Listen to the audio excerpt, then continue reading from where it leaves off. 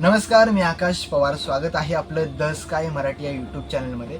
मित्रांनो, एक प्रसंग आहे, तो तुम्ही ऐकलासुद्धा असेल, पण मी माझ्या भाषेमध्ये मी थोडा बोलण्याचा प्रयत्न करतो. तो प्रसंग असा आहे, पण तुमच्या अंगावरती काटा नक्की येईल हे मी सांगू शकतो. तो प्रसंग असा आहे की परवा पुणे बंगलोर महामार्गावर हिरो होंडा गाडीवर नवरा बायको आणि त्यांचा छोटासा मुलगा बसले होते. गाडी भयान वेगाने चालली होती. पावसाळ्याचे दिवस होते. पावसाची रिपरिप वाढत होती. त्याच वेळी समोरून एक ट्रक आला. डोळ्याची पात लावताना लवट ट्रकनं धडक दिली. नवरा ट्रकच्या चाकाखाली गेला. बायको रस्त्याच्या कडेला पडली. पोरगं कुठेतरी जाऊन धडपडलं. क्षणात होत्याचं नव्हतं झालं. क्षणभर आक्रोश किंकाळी मैदान भारावून गेलं. बायको शुद्धीवर आली. नवरा कुठे, मुलगा कुठे, या नजर गेली ट्रकच्या चाकाखाली. नवरा ट्रकच्या चाकाखाली गेला होता. मेंदूचा चिंदा मिंदा झाला होता. तिने जोरदार किंकाळी फोडली आणि शोधू लागली आपल्या मुलाला.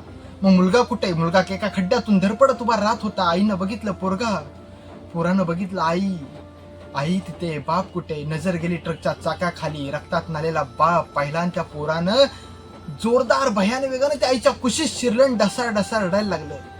त्या माऊलीनं त्या मुलाला घट्ट उराशी धरलं होतं आणि त्याला सांगते, बाळा बाळा बाळा, फक्त एकदाच आई म्हण ना मला, एकदाच आई म्हण.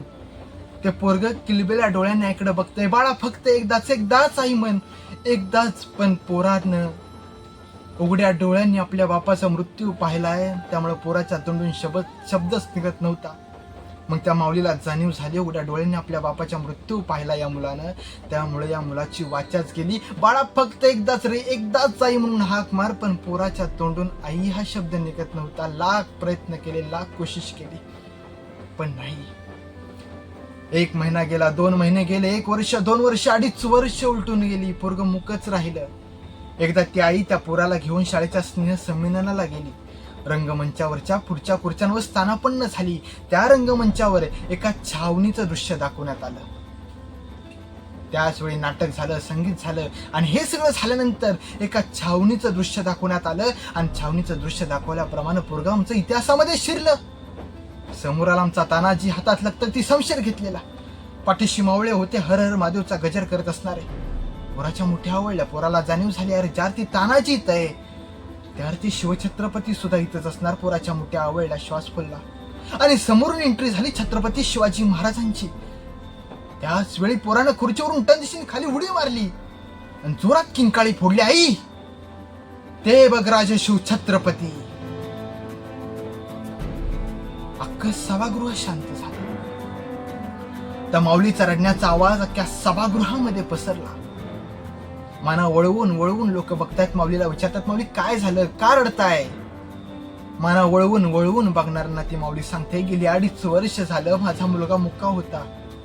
गेली 2.5 वर्ष माझ्या मुलाने मला आई हा शब्द उच्चारला नव्हता. आज रंगमंचावर माझ्या मुलानं फक्त हे छत्रपतींचं प्रतिबिंब पाहिलं आणि गेली 2.5 वर्ष माझं मुक्क असलेलं पोरग बोलायला लागलं.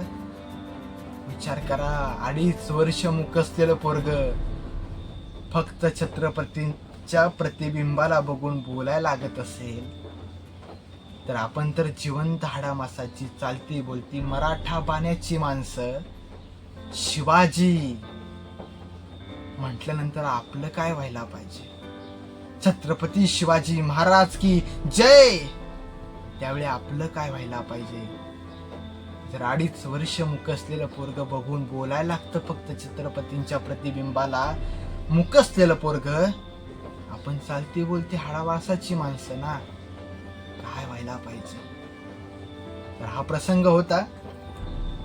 पहिला मी खूप ऐकला होता. तुम्हाला कसा वाटला मला कमेंटमध्ये नक्की सांगा.